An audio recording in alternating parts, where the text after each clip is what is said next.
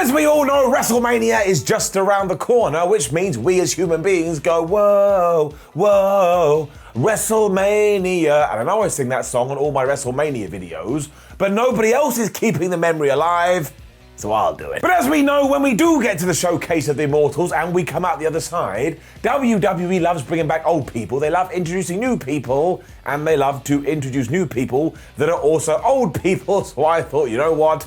Let's chat about it today. So hello, my name is Simon for What Culture. Please do hit that subscribe button. And these are 8 wrestlers that may be coming back after WrestleMania.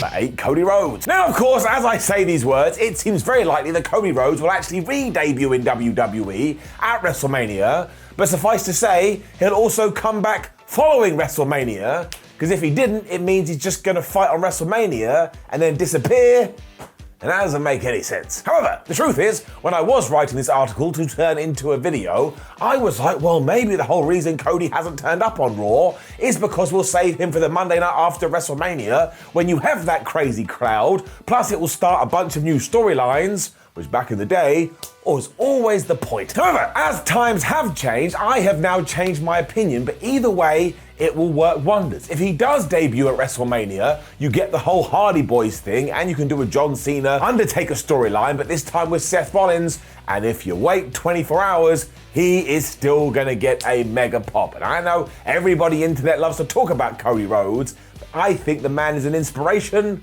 and I can't wait to see what he does next. Number 7, Alexa Bliss. Now, I don't really understand what is going on with Alexa Bliss, but if you go check out some of her most recent tweets, it also sounds like Alexa Bliss doesn't know what's going on with Alexa Bliss. So what the flub is happening? Because we had weeks of vignettes saying, oh my gosh, Alexa Bliss is going to come back to Raw, and then she went through psychotherapy in front of our eyes, then she had a match at the Elimination Chamber, she didn't win the Women's Championship, and now we don't know where she gone. So the last thing you want to do is actually bring her back for WrestleMania, because she will get lost in the shuffle, and we shouldn't be doing that with Alexa. I mean, what we should really be doing is turning her back to her old character and putting the belt around her waist. But as we have got here, let's be patient and let's bring her back on the Raw or SmackDown afterwards and finally give her a damn push. And I know the reason they keep the hooky spooky persona around is because she sells lots of merchandise, but if she ain't on TV, out of sight, out of mind will start very soon, and then you ain't going to be shipping any more dolls. Also, let's say that Ronda Rousey and Bianca Belair are the champions following the show of shows.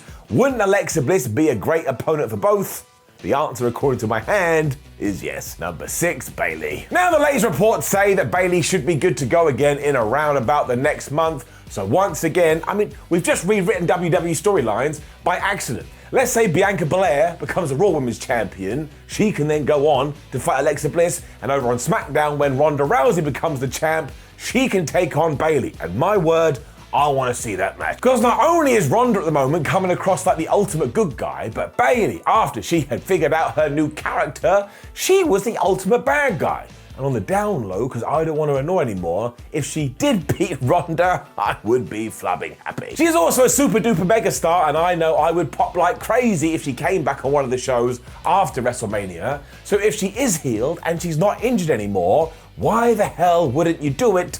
You'd have to be crazy. Number 5, Elias. And it really is the same with Elias. Now, if you haven't been keeping up to date with the rumors, apparently he changed his name at one point, and he shaved his beard, and he looked a bit like the Macho Man Randy Savage, so Vince McMahon didn't like it, which is why back in the summer he was all like, oh, Elias is dead, long live Elias. And then we just didn't see him. I mean, it was almost as bad as Veer. But once again, fans are always desperate for an influx of new blood when you do get out of WrestleMania, so it's time to bring him back. And if you tried a bunch of new ideas and you don't think they worked, then hell, just wheel him out with a guitar and he can sing a song and it can go like this. Hello, my name is Elias, and before I lied to you, I said I was going to change my character, and if I was a ghost, I'd go boo. I don't know what that means. I don't know why I said it, but just put him back on television. I always enjoyed him. He was the perfect mid-card heel. Just, you know, don't have him participate in feuds that go on forever, which is what happened with Jackson Riker before he left. Number 4, Cesaro. So this is when we do get into fantasy booking land, but here's what I hope happens. At the moment, and this could change within seconds of me saying these words, Cesaro hasn't signed with anybody else. He's not in AEW, he's not in Impact, he's not in New Japan. So what I would like WWE to do is go, wait a minute, do you remember how good that Swiss Superman guy was? He always had tremendous matches and may very well have the best hot tag in the business. Let's go pay him what he wanted because he can afford it and bring him back. I mean, think how crazy a crowd would go. If the reason you never got behind him before is because you didn't think he had this engagement with the audience, well, when he surprised everybody like this, I tell you, at the very least, you could make him Intercontinental Champion. So deep down in my tum-tum, do I actually think this is going to go down? No, I think it's going to be a long shot. But when the idea came into my head, I was like, that would be fantabulous. So I want to try and manifest it into existence. Number 3, Braun Strowman. This one ties directly into the Cesaro stuff.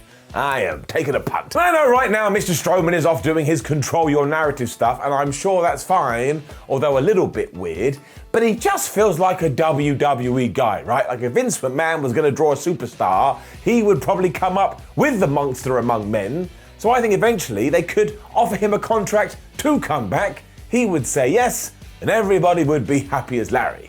Apart from ambulances and Roman Reigns. And I get the story has always been, well, WWE doesn't feel like they need him now because he has Omos, but that doesn't seem like it was a problem back in the 80s when everybody was like 6'6", 6'7". I mean, Scott Hall recently passed away, and everybody misses this because he used to hang around with Hulk Hogan and Kevin Nash. He was way over 6'5", and nobody gave a flub. So once again, I'm mostly saying this, so if it does happen, I can jump around going, ha ha, the bald a-hole was right. And the words that come out my mouth now, so there ain't no going back. Number 2, Asuka. Now I want to keep this one nice and quick, which means I'll talk for around about 8 minutes on the matter, but Asuka absolutely needs to come back post-WrestleMania, so she too doesn't get lost in the shuffle, and Asuka, within 6 months of returning, should be a world champion. Because she is one of the best wrestlers in the world. Forget WWE and forget women's wrestling, you could put her up against anybody and she would absolutely smash it. Also, I'm a big fan of the Empress of Tomorrow, and she's been gone so long, I miss her. And this is why I wasn't overly bothered when the rumor came out that, oh man, WWE Creative doesn't have anything for her right now. Good, like I say, the perfect time to strike when the iron is hot is after WrestleMania, because we try and fit too many people onto that show to begin with, which I do enjoy, because they get a nice paycheck. But still, that makes all the sense in the world. And I know I've just brought back Alexa Bliss and Bayley and Asuka all to fight for championships, but that's the way a division should be. Your roster should have loads of depth so you can set up championship programs for days. And I've just given you 3 to make it happen. Number 1, Bobby Lashley. Okay, so I genuinely did believe that Bobby Lashley was going to trick us with his injury, or at least come back way sooner than we expected. But once again, if you go look in the rumor mill, apparently he could be at WrestleMania. So he must be taking the same stuff that John Cena took, because how the hell has he rehabbed that quickly? Now I shall give you a second to turn off your listening visual devices in case you don't want spoilers. But yeah, apparently WWE wants to do Bobby Lashley versus Omos. Now on the one hand, I don't get that because we've been building Omos up for ages. I don't think Lashley needs to beat him.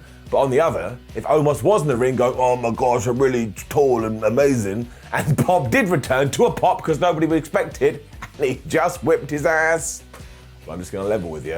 I love Bobby Lashley, so it would rock. So he is yet another surprise, but he is one I'm actually quite confident about, to the point, if it doesn't happen, I will shave my head.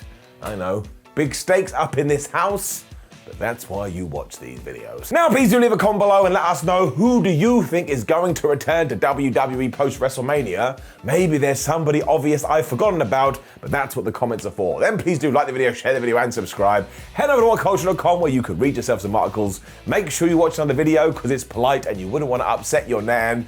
And come and follow us on social media, because it's something to do. My name is Simon for What Culture. Thank you for joining me as always. Make sure you do have a wonderful WrestleMania season because it comes but once a year, and I shall see you very, very soon.